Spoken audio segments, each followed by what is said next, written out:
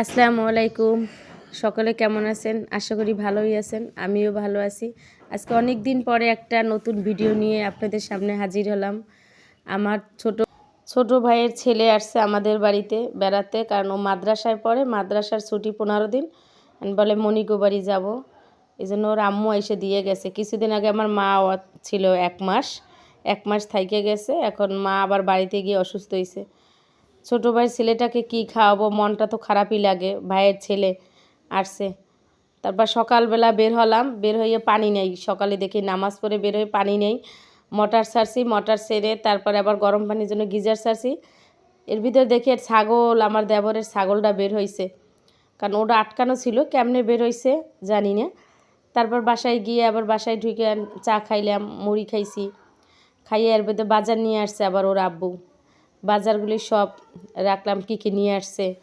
ডাল নিয়ে আসছে, পেঁয়াজ, সাবান, পোলাও চাল, রসুন, এগুলো সব গুছাই রাখা পোলাও চালটা করে পোলাও চাল মাইপা রান্না করার জন্য ধুয়ে রাখছি ঝাঁপির ভিতরে। তারপরে বাইরে গেছি। বাইরে যাইয়া দেখি আমার দেবরের বউ কলই শাক করতেছে। কলই শাক আমার আসলে খুব ভালোই লাগে। আমরা লাগাই না, আমাদের অনেক বড় বাড়ি, কিন্তু আমরা লাগাই না। আর সবাই কলই শাকটা পছন্দ করে। কলই শাকটা সবাই পছন্দ করে। এখন আর তো কেউই লাগায় না। আগে তো মানুষের সবাই বাড়িতে বাড়িতে ছিল। আমার আম্মু বলতো, আমরা তো আর দেখি নাই। তারপর রান্নাঘরে আইসা নাস্তা খাইবে ছেলে, ভাইয়ের ছেলে, আমার ছেলে, মেয়ে।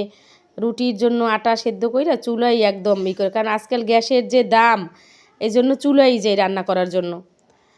তারপর আটা সেদ্ধ কইরা রুটি ভাইজা মেয়েরে খাইতে দিছি, ভাইয়ের ছেলেরেও দিছি। তারা খাইয়া চলে গেছে। পর তাড়াতাড়ি করে আবার জুম্মার দিন ওর আব্বু আবার নামাজ পড়ে চলে আসবে, এই জন্য তাড়াতাড়ি পোলাওটা বসাই দিছি। আর গরুর গোস্ত দিয়ে আলু দিয়ে রান্না করছি, কারণ আমার ছেলে, আমার ভাইয়ের ছেলে, মেয়ে সবাই পছন্দ করে পোলাও, গরুর মাংস। রান্না শেষ করে তাড়াতাড়ি করে আবার মুরগিগুলো বাহিরে ছিল, সেই মুরগিগুলো 2টা মুরগি উমান দিয়েছিলাম, সেই মুরগিগুলোর আবার করে দিয়েছি। তা আপনাদের সাথে আমি শেয়ার করি না। আপনাদের সাথে সব কিছুই আসলে শেয়ার করি, কিন্তু মুরগিগুলো শেয়ার করি না।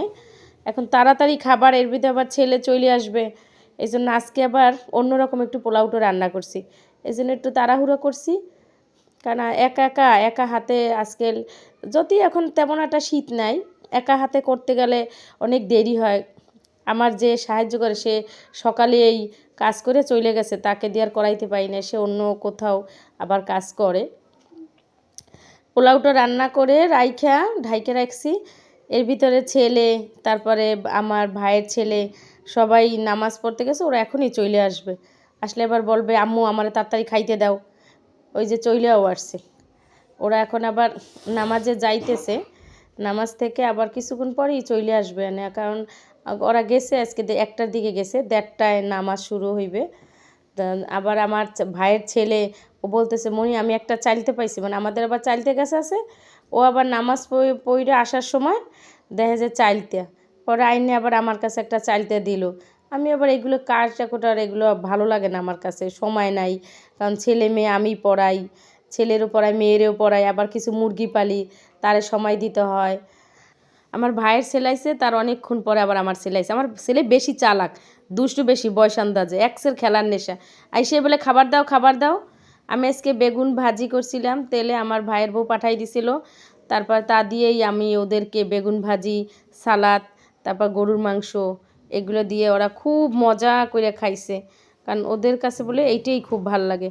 আসলে অনেক দিন পরে ভিডিও ছাড়ছি। আপনাদের কাছে যদি একটু ভালো লাগে সবাই একটু শেয়ার করেন, লাইক দিয়েন, সাবস্ক্রাইব করেন, কারণ সবাই তো ভিডিও সবসময় ছাড়া হয় না, কারণ আমরা আসলে গৃহিণী তো, আমাদের কাজের মধ্যেই সময় চলে যায়, কারণ ওই ভিডিও ছাড়ার সময়ই পাই না। এই জন্য অনেক দিন পরে আজকে একটা ভিডিও নিয়ে আসলাম। আপনাদের কাছে যদি ভালো লাগে তাহলে একটু লাইক দিয়েন।